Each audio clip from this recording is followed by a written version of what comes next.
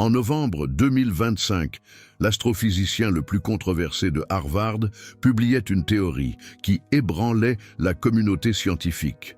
Avi Loeb écrivait sur Medium: si 3i Atlas contient de l'antimatière, ce serait le moteur le plus efficient de l'univers.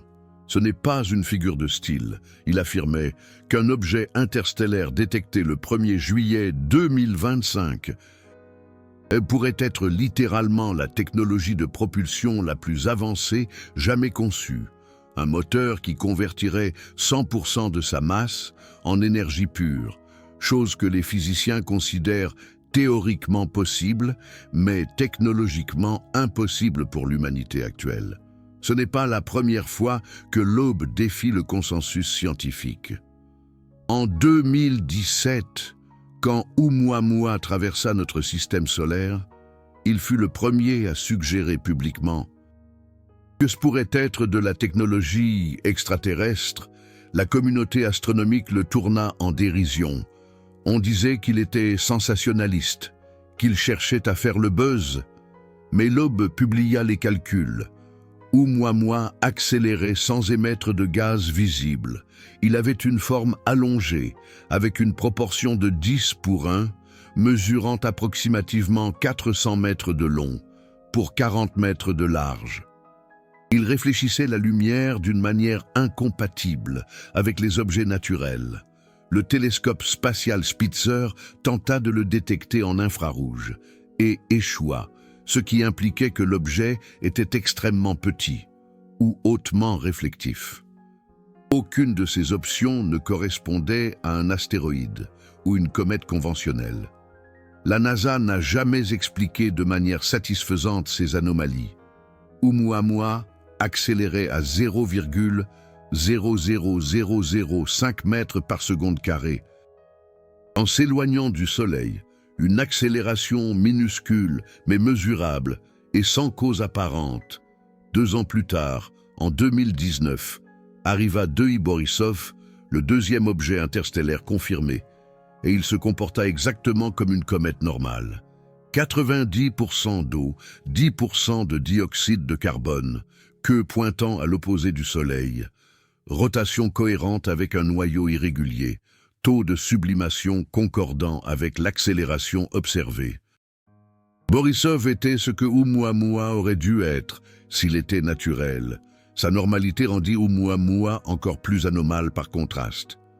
Maintenant, 8 ans après Oumuamua, Loeb fait une affirmation encore plus audacieuse sur 3i Atlas.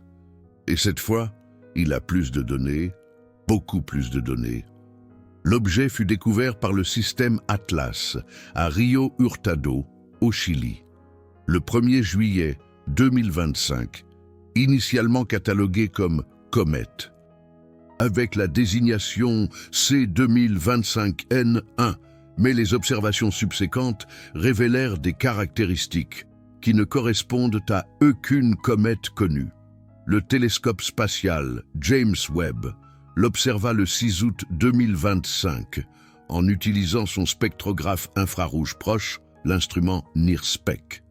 Ce spectrographe a un miroir de 6,5 mètres et peut identifier des signatures chimiques spécifiques. En analysant comment la lumière traverse la coma de la comète, il détecta une composition chimique inversée. 8 parts de dioxyde de carbone pour 1 part d'eau. Toute comète naturelle du système solaire a une composition opposée. La comète de Halley, la plus célèbre, est à 90% d'eau. La comète 67P Churyumov-Gerasimenko, visitée par la sonde Rosetta, est à 80% d'eau. 3i Atlas est 8:1 dans la direction opposée. C'est comme trouver un humain avec du sang bleu au lieu de rouge, techniquement possible si vous venez d'un environnement complètement différent, mais extraordinairement improbable. L'observatoire Neil Gehrels Swift de la NASA détecta de l'hydroxyle et de l'eau en utilisant son télescope ultraviolet optique durant juillet et août 2025. Swift observa l'objet le 30 juillet et le 1er août. Les mesures d'hydroxyle, qui est le sous-produit de la décomposition de l'eau par radiation solaire, confirmèrent la présence de glace d'eau. Mais le taux de sublimation ne correspondait pas à l'accélération observée. 3I Atlas accélérait plus vite. Que la perte de masse par sublimation ne pouvait l'expliquer, c'est l'anomalie numéro 1 de Loeb. Accélération non gravitationnelle, sans cause apparente correspondante. L'anomalie numéro 2, antiqueux, pointant vers le Soleil. Le 10 novembre 2025, le projet de télescope virtuel opéré par Gianluca Massi captura des images montrant une queue pointant directement vers le Soleil. Ceci viole la physique de base. Les queues de comètes pointent toujours à l'opposé du Soleil, poussées par le vent solaire, qui voyage à approximativement 450 km par seconde. Et la pression de radiation électromagnétique, une queue pointant vers le Soleil. C'est comme voir de l'eau coulant vers le haut, contre la gravité, physiquement absurde sous les lois naturelles connues. La seule explication naturelle serait une illusion optique de perspective. Mais le projet de télescope virtuel, pris de multiples images depuis des angles différents, l'antiqueux restait pointé vers le Soleil, l'anomalie numéro 3, jets collimatés qui maintiennent leur orientation. Les jets de 3I Atlas s'étendent sur plus d'1 million de kilomètres, sans se disperser ni changer de direction. Loeb documenta que ces jets ne sont pas éparpillés par la rotation du noyau. Les comètes naturelles rotent. La période de rotation typique est de 6 à 12 heures. À mesure que le noyau tourne, les jets de gaz et de poussière changent de direction, créant des patrons spirales dans la coma. Mais 3I Atlas expulse des jets parfaitement stables. Durant des semaines, comme s'ils étaient dirigés par un mécanisme de contrôle actif, Loeb publia ceci comme l'anomalie numéro 12. Le 10 novembre sur Medium, l'orientation des jets n'est pas estompée par la rotation. Ceci implique ou que l'objet ne rote pas, ce qui est gravitationnellement improbable pour un objet de 5,6 km de diamètre, ou que les jets sont activement stabilisés. L'anomalie numéro 4. Détection de nickel par le radiotélescope MIRCAT. MIRCAT est un array de 64 antennes en Afrique du Sud, partie du précurseur du Square Kilometre Array. Il détecta des lignes spectrales de nickel dans la coma de 3I Atlas. Le nickel est extrêmement rare dans les comètes. Il a un point de sublimation de 2917 degrés Celsius. La température superficielle de 3I Atlas, même au périhélie, à 1,36 unités astronomiques du Soleil, ne devrait pas excéder 200 degrés Celsius. Il n'y a pas de processus naturel connu qui sublime le nickel à cette température. Sa présence suggère des processus internes générant une chaleur supérieure à 3000 degrés Celsius dans le noyau de l'objet. L'anomalie numéro 5 survécut à une éjection de masse coronale massive. Entre le 11 et le 13 novembre 2025, une série d'éjections de masse coronale cannibale du Soleil impactèrent l'espace interplanétaire. Ces éjections voyageaient à 1500 km par seconde. 3I Atlas étaient sur leur trajectoire. Les télescopes terrestres s'attendaient à ce que l'objet perde une masse significative ou se fragmente. Au lieu de cela, il n'a perdu que 13% de sa masse et a conservé son intégrité structurelle. Pour comparaison, la comète Ison s'est complètement fragmentée en passant près du Soleil en 2013 dans des conditions moins sévères. La résistance de 3I Atlas suggère une structure interne inhabituellement cohésive. L'anomalie numéro 6, un âge estimé à 7 milliards d'années. L'analyse du traitement par rayons cosmiques galactiques, publiée en octobre 2025, sous forme de préimpression ARXIV 2510.26308. suggère que 3I Atlas voyage dans l'espace interstellaire depuis environ 7 milliards d'années. C'est plus vieux que le système solaire, qui a 4,6 milliards d'années. Un objet aussi ancien aurait dû être érodé en poussière par les rayons cosmiques. Le fait qu'il conserve sa cohésion structurelle implique soit une composition inhabituellement résistante, soit une sorte de protection active contre le rayonnement. L'anomalie numéro 7, une vitesse de 250 000 km/h par rapport au référentiel solaire local. C'est significativement plus rapide que la vitesse orbitale moyenne des étoiles dans notre région galactique. Oumuamua voyageait à environ 110 000 km/h, 2I Borisov à 150 000, 3I Atlas se déplace presque 2 fois plus vite que Borisov. Une vitesse élevée implique soit une origine très distante, soit une accélération préalable par une rencontre gravitationnelle avec un objet massif, comme un trou noir stellaire.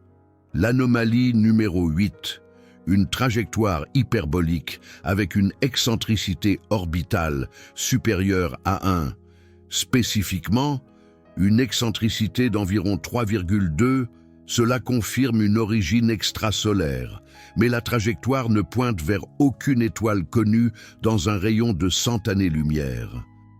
Le traçage inverse de la trajectoire ne converge vers aucun système stellaire catalogué. L'objet semble venir de l'espace interstellaire profond, potentiellement de la région située entre les bras spiro-galactiques où la densité stellaire est faible. L'anomalie numéro 9, une luminosité variable non périodique. La courbe de lumière de 3I Atlas montre des variations de luminosité qui ne suivent aucun schéma régulier.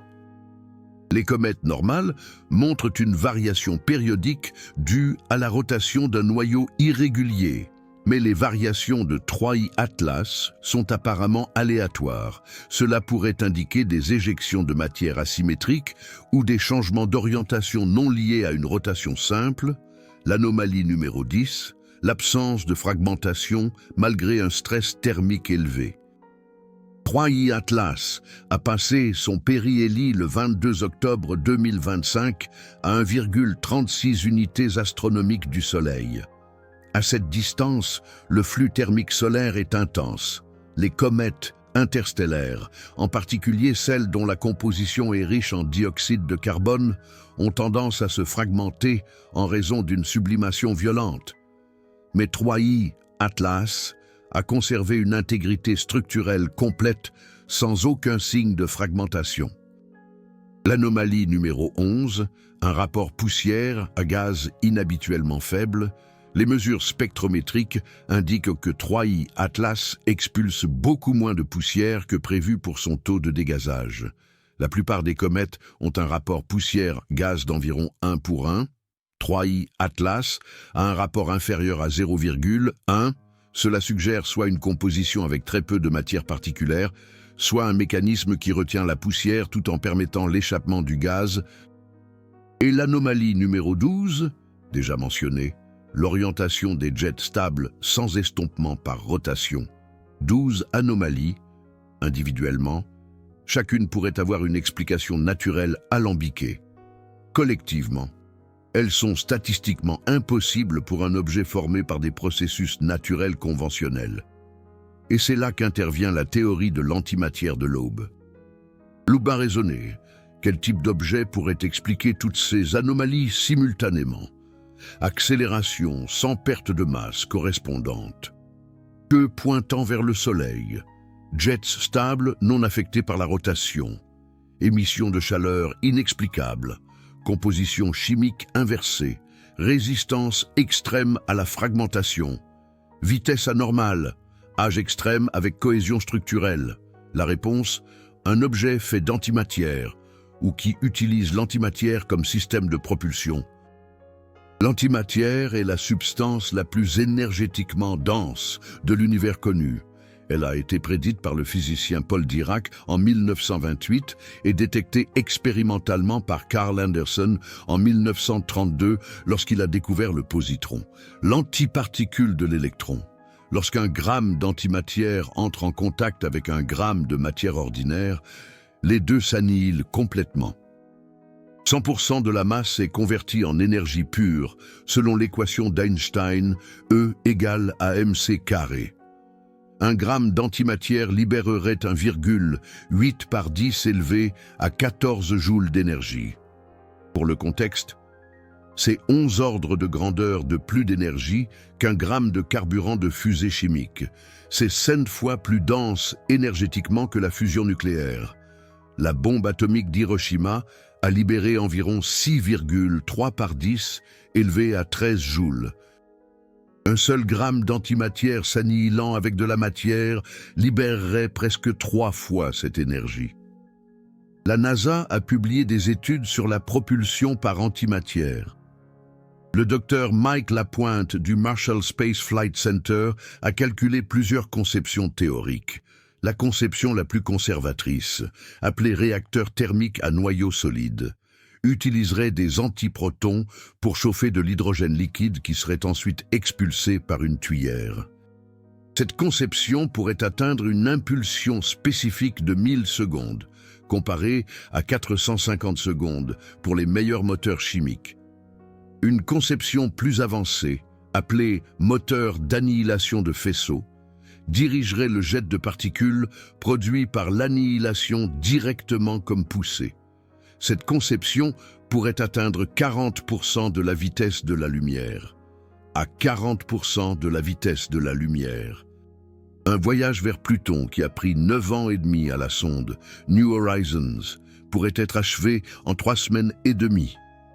Un voyage vers Proxima Centauri, l'étoile la plus proche à 4,2 années-lumière de distance, prendrait 11 ans au lieu de 70 000 ans avec la technologie de propulsion chimique actuelle. Mais il y a un problème massif avec l'antimatière, la production et le stockage. Après le Big Bang, la matière et l'antimatière ont été créées en quantités égales, mais il y a eu une asymétrie minuscule qui a laissé seulement la matière. L'univers observable est dominé par la matière.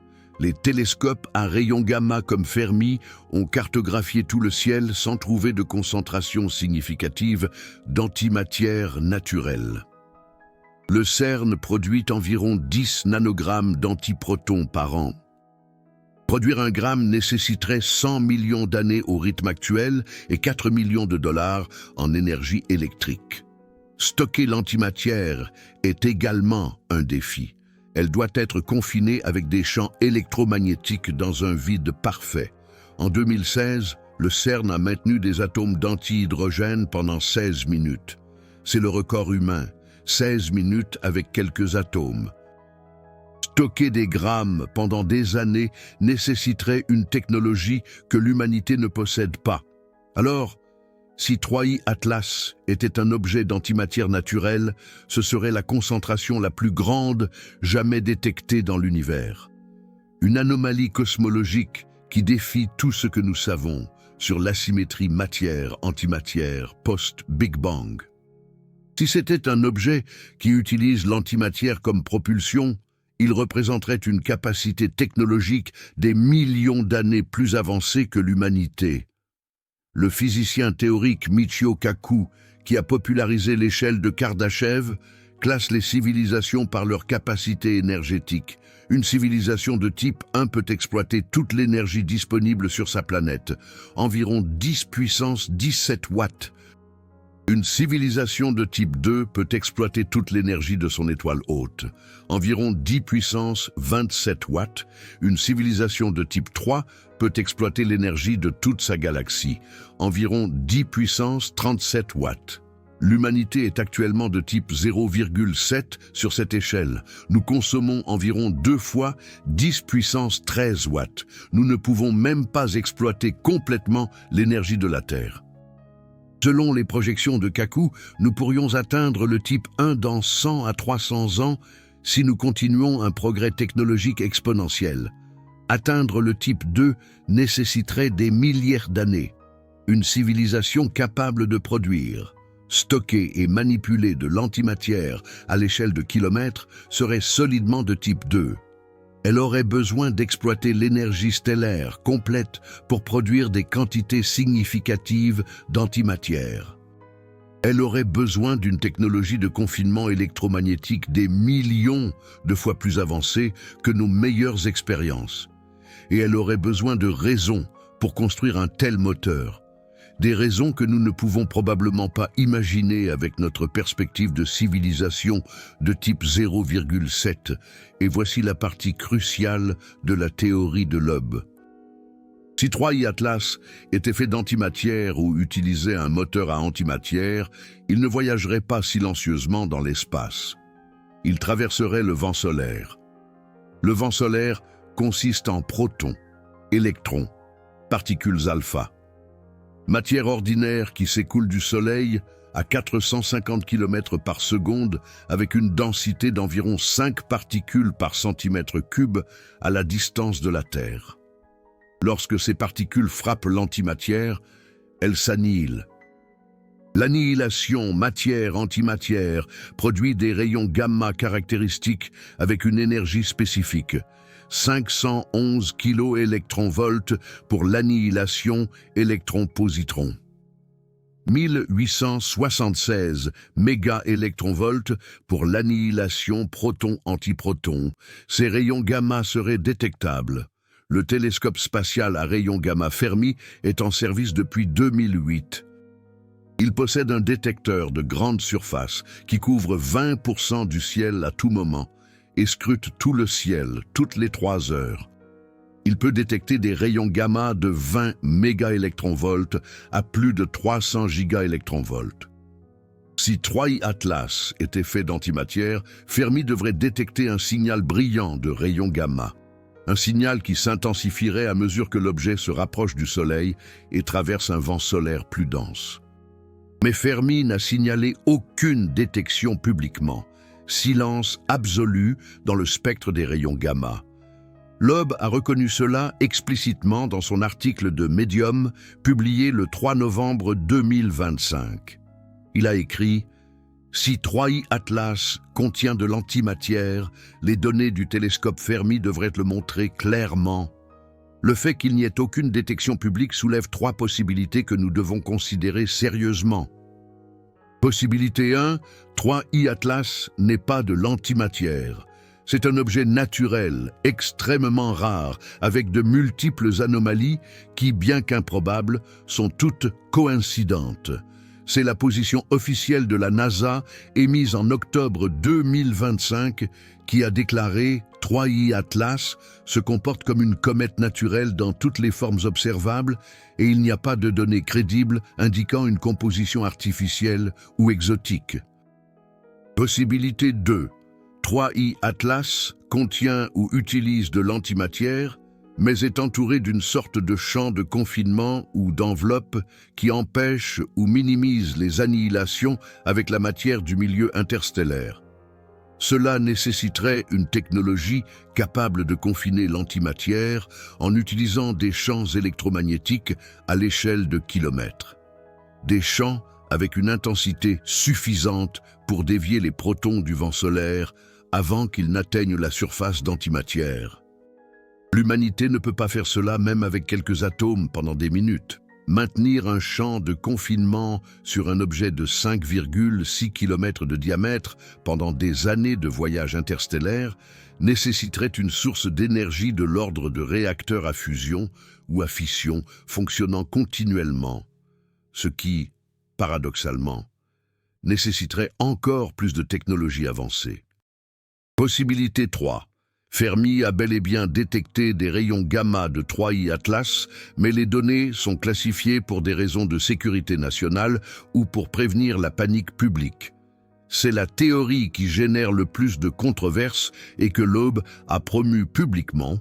Le 11 novembre 2025, le site Defense Scoop a rapporté « citant des sources au département de la Défense que le gouvernement des États-Unis est aux prises avec des questions liées à 3I Atlas. L'article n'a pas précisé quel type de questions. Il n'a pas mentionné l'antimatière. Il a simplement déclaré que des agences gouvernementales coordonnent une réponse à quelque chose lié à l'objet. C'est une déclaration extrêmement inhabituelle pour une comète. Les comètes ne nécessitent normalement pas une coordination de défense nationale. Loeb a publié sur Medium le même jour, 11 novembre, exigeant que la NASA libère toutes les données d'observation sans censure. Il a spécifiquement mentionné les images de HiRISE qui ont été prises il y a plus de 40 jours, mais n'ont pas été publiées. HiRISE est le système d'imagerie à haute résolution sur le Mars, Reconnaissance Orbiter. Il peut résoudre des objets de 30 cm depuis l'orbite martienne. Pendant octobre 2025, lorsque 3I Atlas est passé relativement près de Mars, HiRISE aurait pu être pointé vers l'objet. Ces images montreraient des détails sans précédent.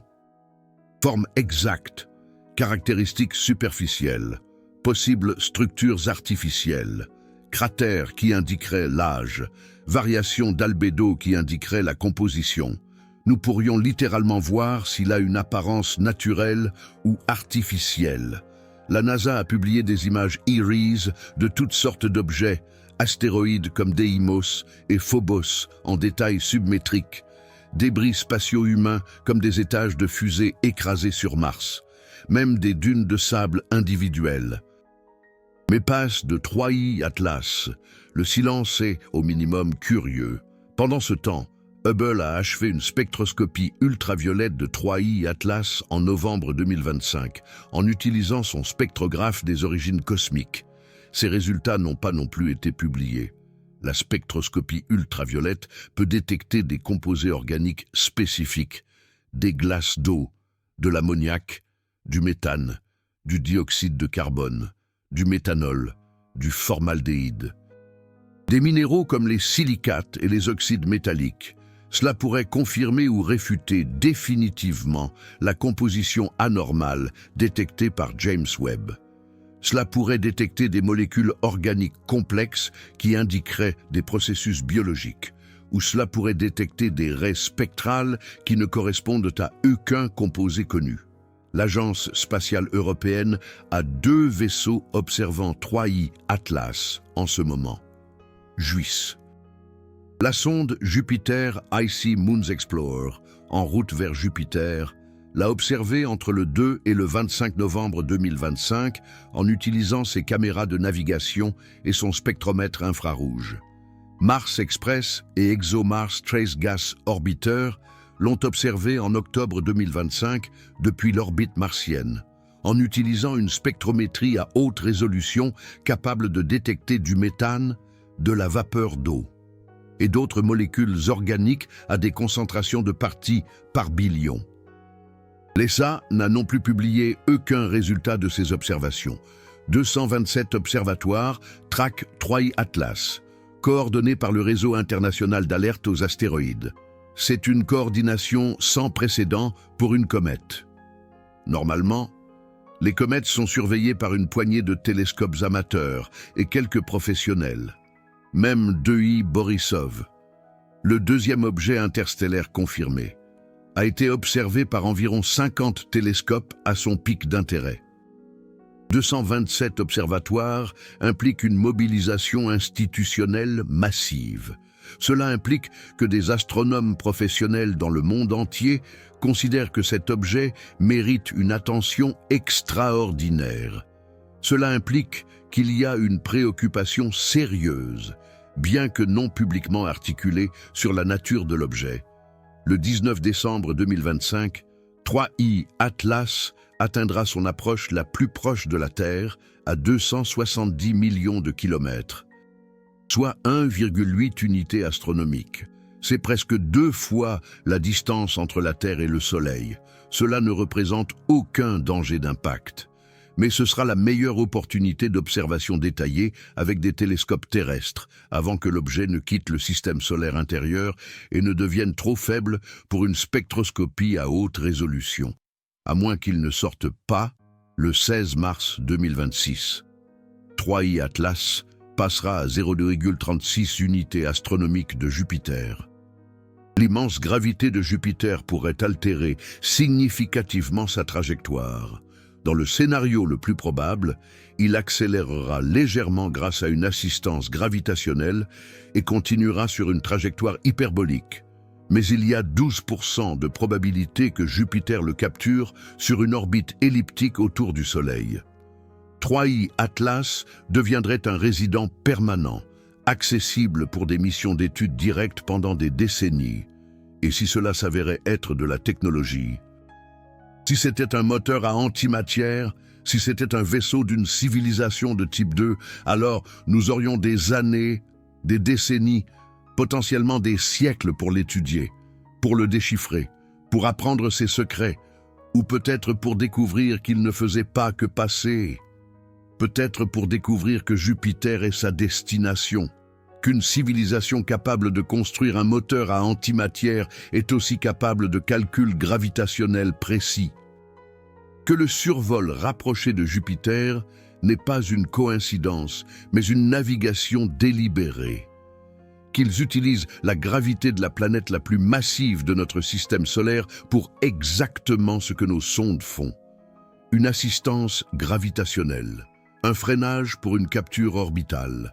Dans ce cas, la question ne serait pas de savoir si nous pouvons étudier 3i Atlas.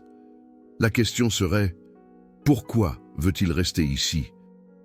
La théorie de l'antimatière de Loeb est qui fait débat précisément parce qu'elle n'offre pas de réponse confortable.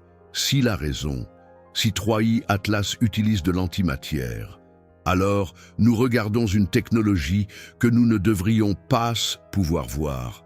Les civilisations de type 2 devraient être invisibles pour nous, opérant à des échelles et avec des objectifs complètement incompréhensibles depuis notre perspective de type 0,7. Le fait que nous puissions le détecter implique que soit il ne se cache pas, soit il se fiche d'être détecté. Et aucune de ces options n'est réconfortante. La première implique que leur technologie de furtivité a échoué ou est inutile. La seconde implique que notre détection est irrélévante pour leurs objectifs. Nous sommes aussi significatifs pour eux que des fourmis observant un avion à réaction. Nous pouvons le voir, mais nous ne comprenons pas ce que c'est, vers où il va, ou pourquoi. L'astrophysicien Jason Wright de Penn State a publié une analyse le 9 novembre intitulée « Anomalie de 3i Atlas de Loeb expliquée ». Wright a argumenté que chaque anomalie a une explication naturelle possible. L'antiqueux pourrait être une illusion d'optique. Les jets collimatés pourraient provenir d'une topographie spécifique. L'accélération pourrait être due à une dégazéification de dioxyde de carbone transparent non observé. Mais Wright a admis que la combinaison de toutes les anomalies est statistiquement improbable. Il a écrit « Chaque explication individuelle est marginalement plausible isolément, mais la probabilité conjointe que toutes se produisent simultanément par hasard donne des chiffres très petits, plus improbables que de gagner au loto 3 fois consécutives. » Et le nickel. Wright a admis qu'il n'a pas d'explication satisfaisante. Le nickel ne se sublime pas aux températures observées sur 3i Atlas. Cela nécessiterait des températures supérieures à 2900 degrés. Quel processus naturel générerait cette chaleur dans un objet de glace et de roche? L'explication officielle de la NASA reste 3i Atlas se comporte comme une comète naturelle dans toutes les formes observables. Mais cette déclaration a été émise le 15 octobre 2025, avant que Loeb ne publie son analyse complète des 12 anomalies. Avant que l'antiqueux pointant vers le Soleil ne soit détecté, avant que la stabilité des jets sans diffusion rotationnelle ne soit documentée. La NASA n'a pas mis à jour sa position officielle depuis lors, malgré de nouvelles preuves. Pendant ce temps, le temps presse. Il reste 24 jours jusqu'au 19 décembre 2025. 24 jours pour que Hubble, James Webb, Fermi, Swift et les 227 observatoires recueillent des données définitives. 24 jours pour une spectroscopie de résolution maximale pendant que l'objet est relativement proche, 24 jours pour que la NASA décide si elle publie les images de HiRISE, les résultats de spectroscopie ultraviolette de Hubble et toute donnée de Fermi qui pourrait exister, 24 jours. C'est le temps imparti pour découvrir si Avi Loeb perçoit quelque chose que d'autres refusent de voir. Ou s'il est en train de mettre en lumière ce que d'autres ont déjà aperçu, mais ont choisi de garder secret. Car au final, il n'y a que deux possibilités. Ou 3i Atlas est l'objet naturel le plus anormal jamais détecté. Une coïncidence statistique si improbable qu'elle défie tout calcul. Ou alors, c'est exactement ce que Loeb suggère, la preuve d'une technologie opérant à des échelles énergétiques que nous pouvons à peine concevoir, le moteur le plus efficient de l'univers, traversant notre système solaire et peut-être, seulement peut-être, en train de ralentir.